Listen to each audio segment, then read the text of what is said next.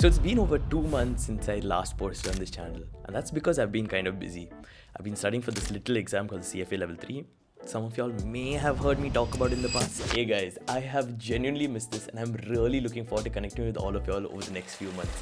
I hope that each and every single one of you has had an amazing start to 2024 and the year is only going to get better after this. So let's cut right to the chase. Today I'm going to share with you the perfect last month guide for the CFA exams. These are some of the steps that I actually followed and some of the steps that I discovered halfway through my preparation and I kicked myself for not realizing them earlier. Without rambling any further, let's get right into it. Tip number 1. Make short notes while you're revising each individual reading. The problem with the CFA exams and especially the level 3 exams is that the syllabus isn't really that vast. However, there are so many readings that have similar topic areas and they all tend to intersect a little bit with one another.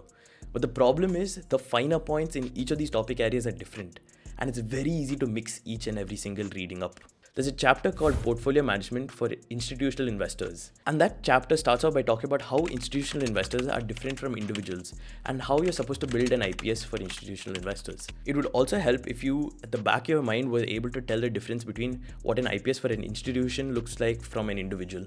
So the first point where you could go wrong, and I'm just talking about the first learning outcome of the entire chapter, is the difference between institutional and individual investors. The reading then goes on to talk about the 4 main investment models: the Canadian model, the Yale model, the Norway model, and the liability driven model. You can't only have an overview of these models, you have to also understand the finer points, like what benchmarks are these models compared against, how is money managed externally or internally, is it a passive form of management, an active form of management, and what are the costs involved in running each of these models. You don't only have to have an overview of these different asset allocation models, but you should also understand the finer points. Is money managed actively or passively?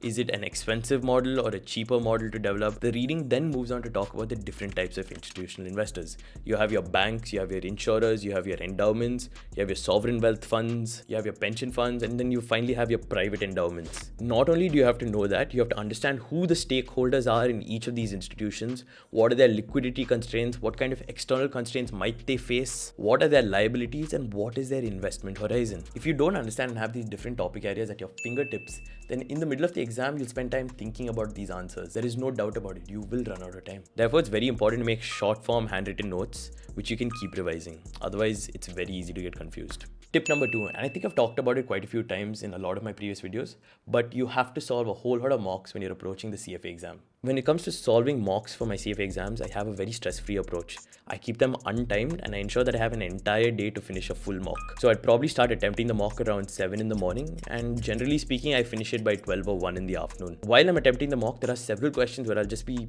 answering and I'll be looking at stars because I won't have a clue where they've come from. So at that point in time, I note down the topic areas that I'm a little confused about or I don't have complete clarity on. Once I'm done with my attempt, it's already like 1 in the afternoon. So I go and have lunch, take a short break, and then I come back and I review all of my answers. So I'll start off with the topic areas that I have no clue about because I'll probably need to redo that section of the reading again. So I'll end up revising, completing it, being able to answer the question in proper detail, and then I'll move on and I'll review my entire question paper. I would suggest that you save at least 2 weekends, 2 Saturdays or Sundays to solve mocks this way. And in the process of doing so, you would have completed 4 mock exams. By approaching any CFA paper this way, you become aware of what you know, and you also know the topic areas which you're weak in. When the syllabus is so vast, it is so easy to not know what you don't know. Taking a mock seriously helps you shed light on those topic areas. Tip number 3, you need to have an understanding of what the different command words used in the exam are. This is something that I only discovered in the last week before I wrote my CFA exam. Not all questions in the paper are made equal. The CFA Institute published a document called LOS command words each year, where they detail and they explain what the different command words used in the exam will be. Apparently, there are 17 official command words used for the CFA exams, and this PDF explains how you should answer a specific question that may use a specific command word. So for example, a question whose command word is justify may require a more detailed explanation than a question whose command word is just define. I will attach a link to this document in the description down below, and you guys will get a better idea of what these different command words are and how you should approach answering questions that use them. Tip number 4, practice using the process of elimination. So this hack, right, it's not only reserved for CFA level 3 candidates. Even those attempting the level 1 and level 2 exams should practice this hack all the time. So what do I mean by the process of elimination? There may be a question that comes up during the exam where you're not really 100% sure what the answer is, but you also may know what the answer is or not. So it really helps if you use your thinking brain during the CFA exams to increase your chance of getting an answer right. How do you go about this? So I'm definitely going to be oversimplifying here, but I'll try and give you an example. Maybe a question comes up during the course of the exam where you're given 3 different portfolios: a laddered portfolio, a barbell portfolio, and a bullet portfolio. And they're asking you which one of these portfolios do you think has the maximum amount of dispersion. So let's just say you have a very basic understanding of fixed income topic area and you're not sure which answer to pick. You have 3 options to choose from. But I would actually say that by simple thinking, you'd be able to eliminate one of the options. You know that a bullet portfolio has the least amount of convexity among all 3. So now the debate then tends to be between a ladder portfolio and a barbell portfolio. By using the process of elimination, you've increased the chance of you getting an answer right. You may not get the answer right even after that, but at least you've used your thinking brain to eliminate an option that you know just doesn't fit in there. I would say do the same thing even if you do know the answer. The CFA exam expects you to be able to explain why the answer you've chosen is right, as well as why the other 2 options that you've not chosen are wrong. So practicing this early on in your preparation phase is very important, and it helps build that analytical mindset that you need for attempting such exams. So tip number 5, and an extremely valuable tip that will help you manage time better, and you'll use this especially in the exam hall: attempt all of the MCQ questions first and leave the subjective questions for later on. Whatever you do in the CFA level 3 exams, do not attempt the questions in order.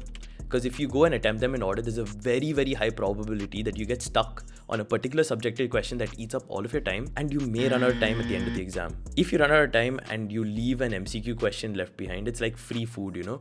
You have a 33% chance of getting an MCQ question right.